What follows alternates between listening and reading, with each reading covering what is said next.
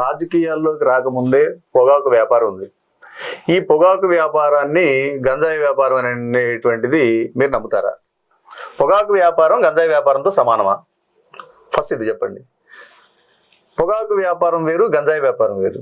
పొగాకు వ్యాపారం వ్యాపారాన్ని చేసుకునేటువంటి వ్యక్తి ముస్తఫా గారు.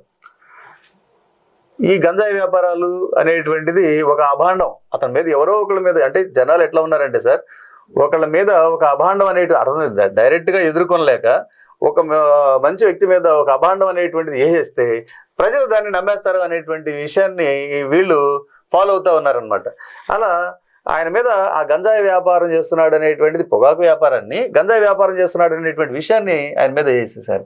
సో ప్రజలు ఆ విధంగా చెప్తే నమ్మేటువంటి స్థితిలో ఈరోజు లేరండి. ఖచ్చితంగా ఆయన గురించి గుంటూరు తూర్పు ప్రజలందరికీ తెలుసు ఆయన ఎలాంటి వాడు, ఎలాంటి మనిషి.